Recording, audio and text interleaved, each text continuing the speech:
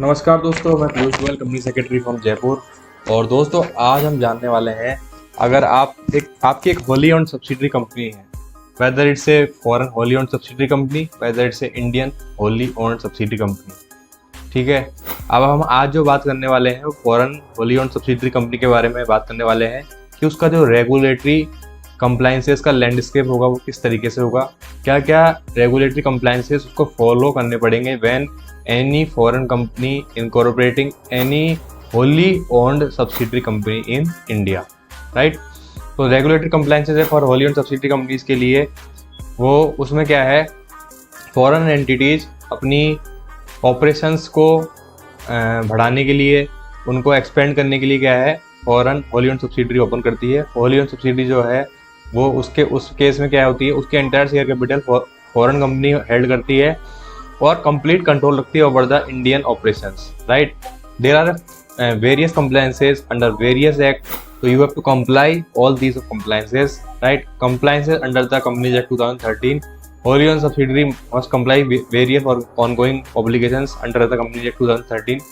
Board of directors होनी चाहिए। Board of directors में एटलीस्ट 2 डायरेक्टर्स होने चाहिए और उसमें 1 डायरेक्टर जो है इंडियन डायरेक्टर होना चाहिए।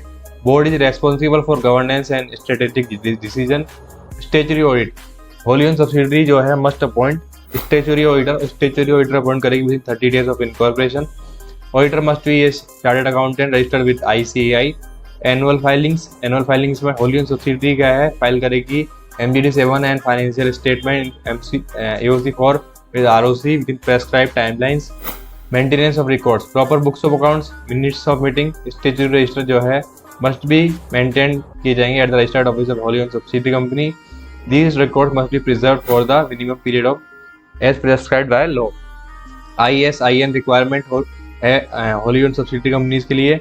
तो अभी 2024-23 के अंदर नोटिफिकेशन आया था for companies prospectus and allotment of securities 2014, जिसके अकॉर्डिंग क्या है, आपको ISIN क्या है लेना मैंडेटरी है। Dematerialisation of securities, every private limited company excluding small companies क्या है, इशू करेगी securities only in dematerialised form. This means that all shares and other securities must be held in electronic format. Facilitation of dematerialisation, companies क्या है facilitate करेगी dematerialisation of all the securities, ensuring compliance with the provisions of Depositories Act. Definition of small company, ठीक है। Turnover जो है as पर the profit and loss account for immediately preceding financial year does not exceed 40 crore rupees, ये small company की definition है जो बताई हुई है। In addition to that filing करनी पड़ेगी फॉर्म बैन 2 की। होली ओन्ड सब्सिडरी कंपनी है फॉरेन कंपनी की, तो उसको क्या है बैन 2 फाइल करना पड़ेगा विद द ROC, डिक्लेयर करना पड़ेगा as significant beneficial owner. Corporate governance norms को यहाँ पर ध्यान रखना पड़ेगा, अगर उसके ऊपर ऑडिट कमेटी एप्लीकेबल है, NRC कमेटी एप्लीकेबल है, stakeholder relationship committee applicable है, तो उनको क्या है वहाँ पर सेटअप करना पड़ेगा, उनको कॉन्स्टिट्यूट करना पड़ेगा एज पर the provisions of the companies act. Compliances under the FEMA act, there are very crucial compliances under the FEMA act. You have to comply that compliances in timely manner when any foreign company invests in India as per the FDI policy. So foreign entities can invest up to 100% in most sectors through the automatic route. Reporting requirement क्या है, आपको FCGPR file करना है with the RBI within 30 days of issue of shares to the report. Receipt of fund, FLA return. Every wholly owned subsidiary company in India which receive FDI in any of previous year is required to file FLA return on or before 15th day of July, right?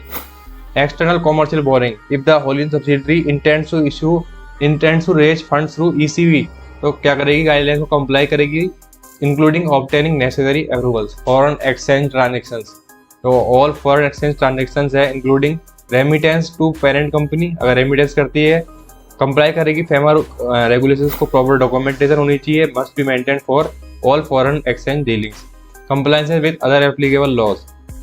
In addition to companies act 2013, FEMA wholly owned subsidiary declare करेगी several other sectoral laws.